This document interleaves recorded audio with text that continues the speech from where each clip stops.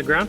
It'll wick moisture. It'll act like a sponge if it's touching the ground, and it'll suck the water up and start rotting the slab prematurely.